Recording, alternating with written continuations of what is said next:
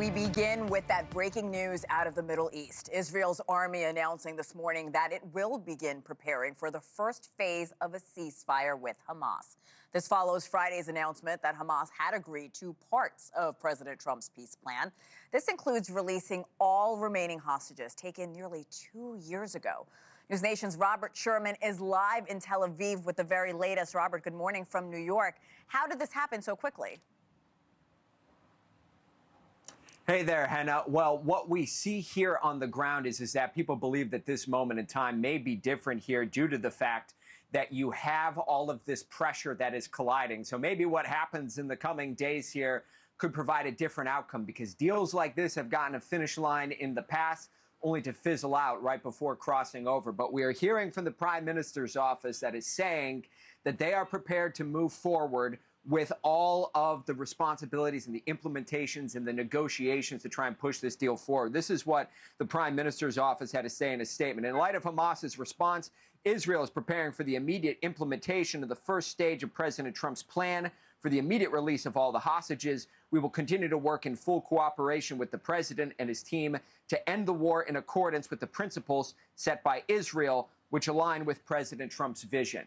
In terms of what needs to be negotiated here, Hamas has been very explicit that there's a couple of issues. On the one hand, they take contention with security guarantees on the back end of a deal such as this if they give up all 48 of the hostages. That's their number one bargaining chip. The other element that we see here are conversations about governance in Gaza. You heard the president talking about that he wants this board of peace to lead Gaza.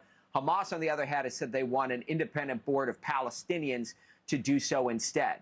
This is where some of these conversations are going to be taking place here. Still, what we're seeing on the ground is that Israel is showing a willingness to participate in all of this. The IDF has moved to a defensive position. That's according to their top brass, and waiting for the next steps and for the next conversations to take place here. I would say, though, Hena, is that there is an overall sentiment of skepticism from people here, and nothing is going to be believed to be a done deal until hostages are coming out of Gaza. Robert, for good reason. You and I have talked about this for almost 2 years now. You made a good point that deals like this have fizzled out before. So on the ground, more skepticism than optimism, at least at this point? There's always going to be skepticism until the deal comes to fruition, Hena. That's what I would say here. That said, there is a belief on the ground that this deal, unlike some of the others that we've seen in the past, can get all the way if pressure is still centered on bringing all parties to the table. That includes on Hamas, but that also includes on the Israeli government as well. We heard from the Hostages and Missing Families Forum. They said this, quote, this is the group Stand With Us. Hamas's actual statement leaves room for them to delay and make excuses. A Hamas official has already said they won't release the hostages within 72 hours and demanded more negotiations. Now is the time for leaders around the world to put all possible pressure on Hamas to accept all parts of the U.S. peace plan and end its reign of terror.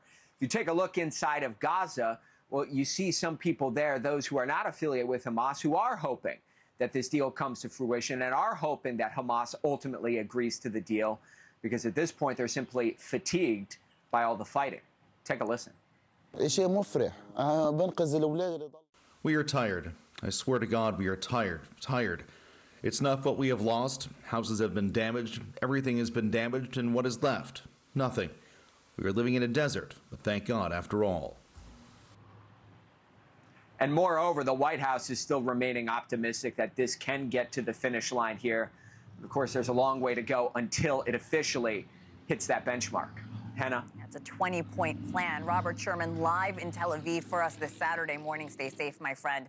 I'll see you later. Thank you again, Robert. Thank you for watching. Subscribe below and download our NewsNation app right now on your phone, and you will get fact-based, unbiased news for all Americans.